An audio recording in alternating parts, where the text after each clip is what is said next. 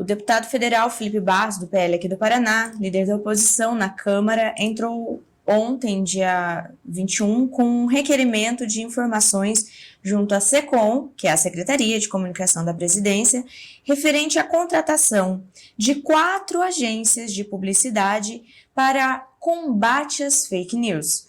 Segundo Felipe, as 4 agências vencedoras da licitação para o serviço são ligadas ao ministro da Fazenda, Fernando Haddad, e aos deputados federais Lindbergh, Farias, que é do PT do Rio de Janeiro, e Gleisi Hoffmann, a Narizinho, do PT aqui do Paraná. No início da noite de ontem, de terça-feira, o deputado Felipe Barros divulgou a seguinte nota à imprensa, abre aspas. Como não tem apoio popular, o lulopetismo quer injetar dinheiro nas mídias para fazer valer sua narrativa. Os megalomaníacos 200 milhões de reais que o desgoverno reservou para combater aquilo que o Palácio do Planalto entende como notícia falsa são um indício gritante. Eles não vão sossegar enquanto não tiverem a máquina pública inteiramente dedicada a censurar todas as opiniões divergentes e críticas ao governo. É preciso barrar essa licitação, não só pelo seu objeto em si, mas por, em plena crise humanitária no Rio Grande do Sul, gastar o dinheiro do contribuinte para Lula tentar dar um fôlego artificial na popularidade que ele perdeu de vez. Fecha aspas. Silvio. Isso aí o Felipe está mais do que certo. Obviamente, esse dinheiro devia ser gasto lá no Rio Grande do Sul, esses 200 milhões deveriam ser colocados lá no esforço de reconstrução do Estado. Perto do que o Estado precisa, 200 milhões, na verdade, não são nada, mas é um dinheiro que vai ser muito mal gasto nesse projeto de censura do Lula. O que vai acontecer? Ele contratou esse monte de agência, que na verdade não é agência nenhuma, é um bando de militante do PT, para quê? Para essas agências ficarem monitorando as críticas ao governo, como, por exemplo, as críticas agora que vem lá do Rio Grande do Sul, a atuação desastrosa do poder público frente à tragédia que se abateu sobre o povo gaúcho. Então, quando você critica, como, por exemplo, a gente está vendo vários fatos lá sendo tratados como fake news, como, por exemplo, o fato de que o Exército está fazendo merda nenhuma. Quando a gente fala merda nenhuma, lógico que eles estão fazendo alguma coisa. Estão lá atrapalhando, estão lá enchendo o saco, e estão lá usando 200 pessoas para salvar uma. Quando a gente vê o sujeito lá num caiaque que não sabe nem nadar, sozinho salvou 300. Então, esse tipo de coisa, vai lá e é colocado lá um carimbinho de desinformação, fake news. É para isso que essas agências estão sendo contratadas. E para que para fazer isso? Porque daí, como esses outros cretinos dessas redes sociais nas quais todos nós participamos, como esse próprio YouTube, o X nem tanto, mas Instagram, Meta, etc, etc, todo mundo tem acordo com essas agências, como agora o governo acabou de obrigar, a AGU acabou de obrigar as plataformas a fazerem um acordo com eles para impedir as fake news sobre o Rio Grande do Sul, que vão começar agora, obviamente, tudo ser chamado de fake news. Quem criticar o Montanha será taxado de fake news. E aí as plataformas vão lá e derrubam e você impede da verdade sobre o que está acontecendo no Rio Grande do Sul circular e você fica dependendo de gente como a Renata Lima. Renata Lima? Daniela Lima. De gente como a Daniela Lima, para saber o que de fato está acontecendo. E o dia que eu, pelo menos, tiver que contar com a inteligência, sagacidade e honestidade da Daniela Lima para saber o que quer que seja, obviamente eu estarei fodido. Então, é isso que está acontecendo. Isso aqui não tem nada a ver de combate. As fake news é só para contratar um monte de gente para ficar dizendo que as pessoas estão mentindo para as plataformas poderem derrubar. É isso. É isso e nada mais. E é óbvio que nesses 200 milhões a companheirada vai ficar muito feliz com o uso desse dinheiro, sem contar que já tem ali empresa que já está enrolada na Controladoria Geral da União, tem empresa ligada ao próprio ministro Haddad, enfim, tem a empresa do casalzinho aí ligada ao casalzinho que a gente adora, que é o Lindbergh Faria e a Gleisi Hoffmann. Ou seja, é uma putaria, uma pouca vergonha, bem típica do governo Lula, para tentar controlar e calar a oposição, que já não fala muito. Essa é bem a verdade. Né? Ou melhor, fala demais e faz muito pouco. Tá?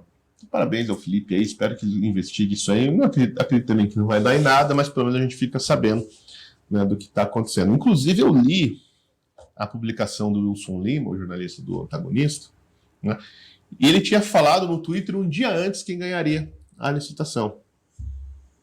Um dia antes saiu o resultado. E aí, no dia depois, ele vai lá e explica.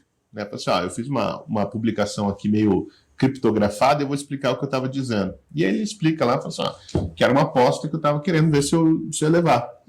Eu tinha recebido informação e todo mundo já sabia quem ia ganhar. Então, obviamente, né, um processo licitatório todo cagado, corrompido, né, que deveria ser anulado. E veja, não é só porque o processo falhou, né, e porque tem essas empresas aqui obscuras fazendo parte do processo, etc. Né? É porque o próprio objeto da licitação não deveria existir. Exato. Né? Não é função do governo combater fake news. Simplesmente não é. Não é função do governo, isso é óbvio desvio de dinheiro público, não é função do governo dizer o que as pessoas podem ou não podem falar nas redes sociais, nem monitorar. Combater fake news é uma função, sabe de quem? Da imprensa livre. A imprensa livre, né? Por exemplo, a Daniela Lima podia combater fake news se ela não tivesse tão empenhada em espalhá-las. Né? A Folha poderia estar combatendo fake news se ela não tivesse tão empenhada em esconder a verdade, o que toma muito tempo. Ó. Imagina se a Miriam Leitão, ao invés de tentar convencer o seu leitor mongol de que a inflação é uma coisa boa, ela estivesse explicando que a inflação, de fato, ferra com os pobres. Não seria muito melhor do que ficar passando esta fake news de que há uma inflação do bem? Hã? Então, a obrigação de combater a desinformação é de quem trabalha com informação, ou seja, da imprensa. E o que o governo tem a ver com isso? Absolutamente nada. O que o STF tem a ver com isso? Absolutamente nada. Veja, uma democracia que precisa ser tutelada pelos poderes públicos não é uma democracia, é uma criança. Né? Uma democracia que precisa perguntar para o pai e para a mãe o que pode falar e o que não pode, não é uma democracia, é uma criança. Né? Então, enquanto a própria imprensa, as agências de xerecagem, né, e os políticos, o Estado, etc., continuar tratando a democracia dessa maneira, como se ela fosse uma criancinha, né? A democracia precisa, é uma criancinha que só faz cagada, então a gente tem que ensinar ela o que ela precisa fazer. Né? E não tratar a população como se ela fosse formada por homens maduros, por pessoas maduras, conscientes, etc., né? Que podem fazer cagada, escolher mal, etc., que isso também faz parte do processo, e aprender com seus erros, a gente sempre vai ter esta porcaria aqui. Né? E o que essa porcaria quer dizer? Né? Eles só estão convencidos, se tem eleição, é democracia. E o resto dane-se, meu filho. Não. O resto que se dane. Bom, então é óbvio que esse negócio não vai dar certo. Né? Assim, não existe democracia tutelada. Simplesmente não existe. Né? O que nós estamos vivendo é, obviamente, uma ditadura. É que o pessoal acostumou com esse discurso esquerdista de que ditadura é o tanque de guerra na rua. Né? Exato. E a gente viu que não precisa disso para ter uma ditadura.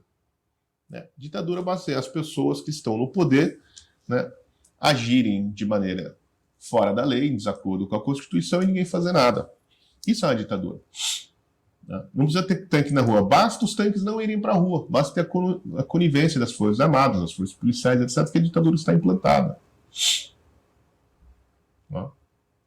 Você pode dar um nome, chamar de soft, né? Ditadura soft, etc. Mas, obviamente, nós estamos vivendo numa ditadura. Né? E quer saber? Muito pior do que a ditadura militar foi em 64, por incrível que pareça. Afinal, não temos presos políticos? Não temos cassação de mandato? Ué, qual que é a diferença do AI-5 do que a gente está vivendo hoje? A diferença é que o AI-5 pelo menos existia, né? Teve um decreto que instituiu o AI-5.